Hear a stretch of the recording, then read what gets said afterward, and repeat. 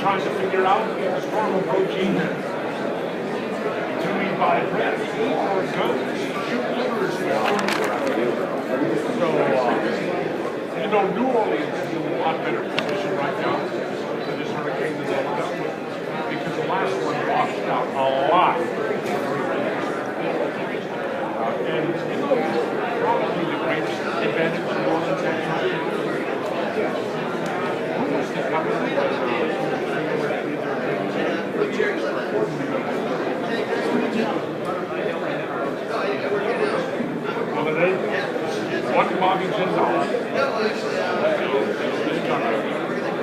$8 minutes past 9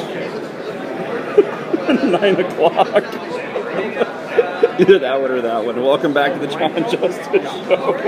Either you were, I'm just glad I got it on film. Either you were deep in thought on your phone or that was really, really loud. It was really loud. I'm sorry. I just jumped out of my chair. I got a new title for you, Cupp. What? You are like the Ryan Seacrest of conservative punditry.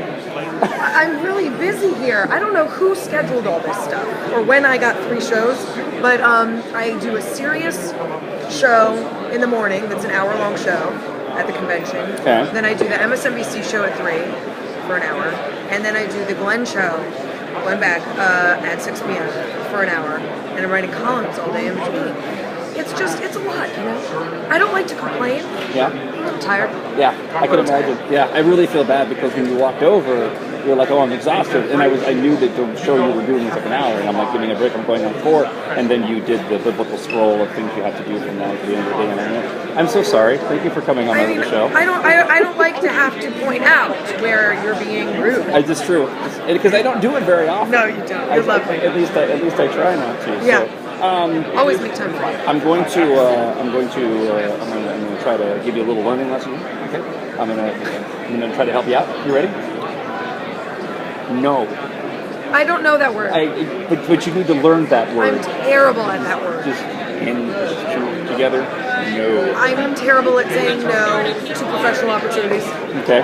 Let's be clear. Right. Let's complete that sentence. Sure. to professional opportunities, right? Professional opportunities. Let's just caveat on this hashtag doing that thing with my fingers.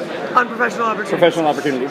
Terrible at saying no to those because I get great opportunities and I don't want to pass them up. And, I say yes in the moment because they sound exciting and I really do get excited about the work. Sure. That does get me excited. But then the day comes, the day of reckoning, and I'm like, well, how did this happen? Yeah. How am I here? Because you didn't say no.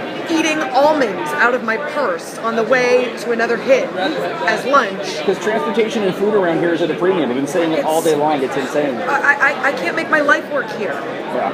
My life doesn't exist here. It's just work. But it's fine. You've done this before, right? You did 2008. This is my first RNC. Yeah. How is it comparing so far, apart from cancellations yesterday?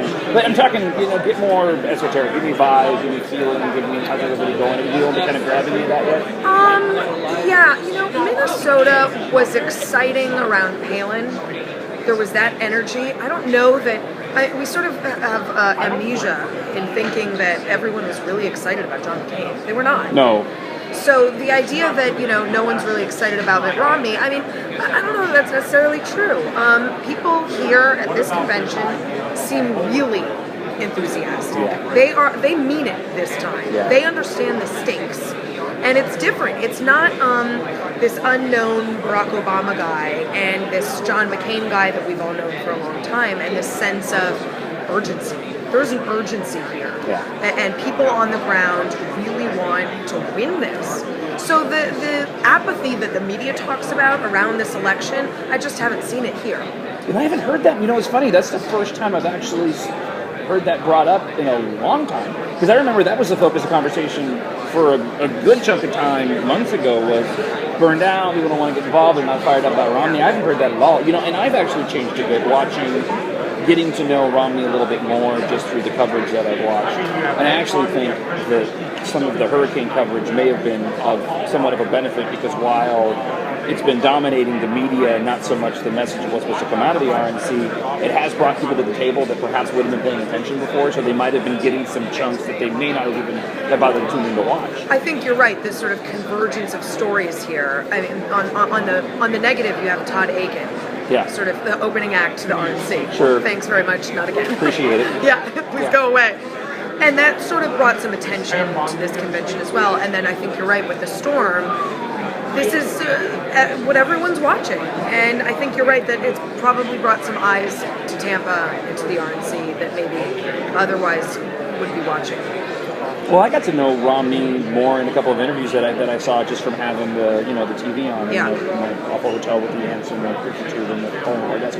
But it's besides the point. Oh, dude! Within 10 minutes, somebody was banging on my door. A very large man who I'm fairly certain wanted to sell me drugs. Oh my God! Yeah, where it are you staying? It was pretty. It was I've already said it. It was a Comfort Inn.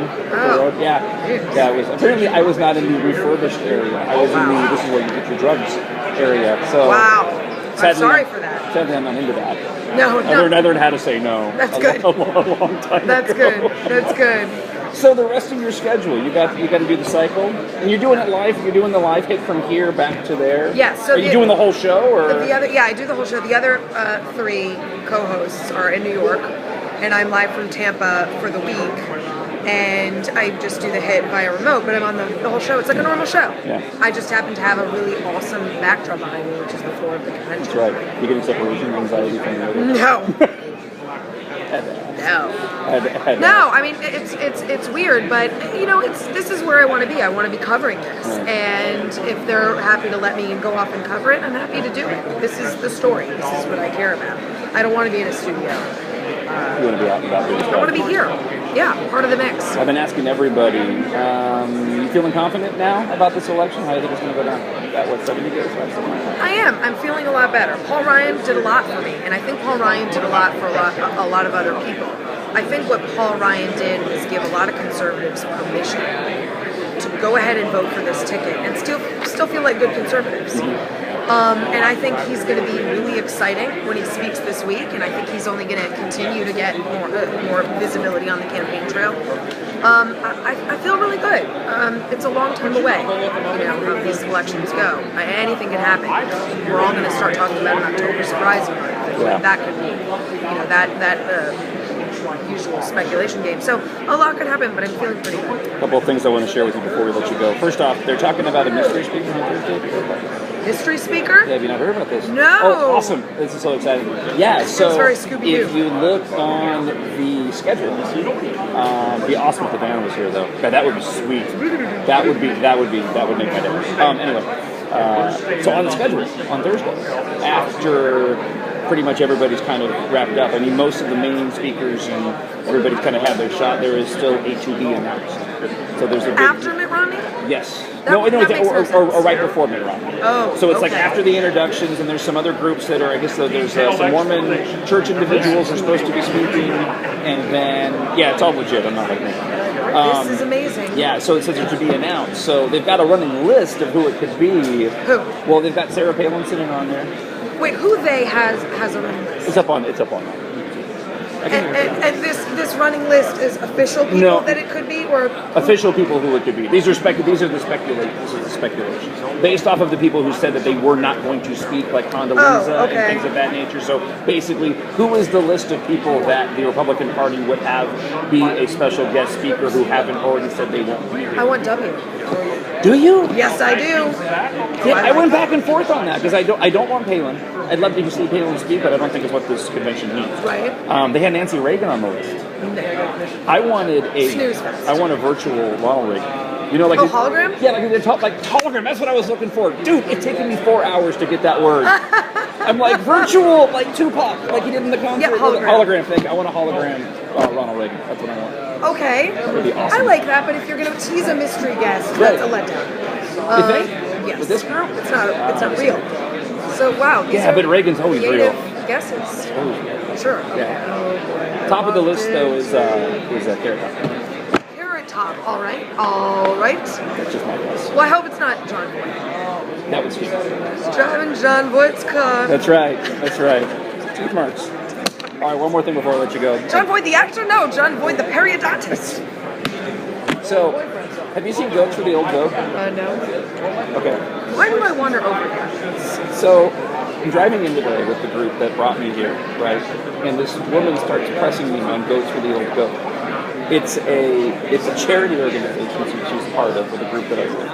And if you go to goatfortheoldgoat.com, you can donate and you can buy a goat. It raises money to fight hunger for these former slaves in Sudan. And you can buy them a goat, and then you can have your name, right? It's kind of like when you used to get the star. Yeah. You can have your name next to a former Sudan slave and help them, and you can have a goat.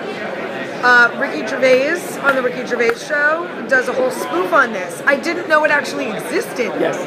There you go. Wow. So check it out. I brought you Amazing. mystery guest before anybody else did. I'm gonna And I brought you Goat for the Old Goat. come to you for my RNC briefing every morning. Victory on just so many levels.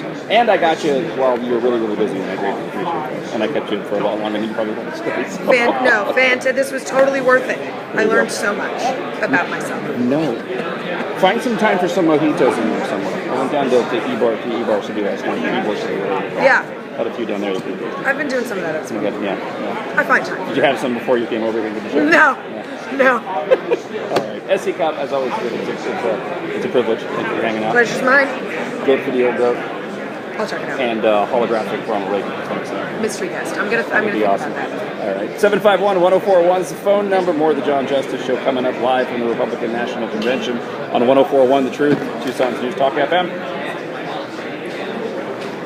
Thanks, buddy. Thank you. All right, It's I'll see you fantastic. around. Yeah, give me a hug. Hey. Good seeing you. Bye. Get some rest. Don't drive yourself nuts. Check.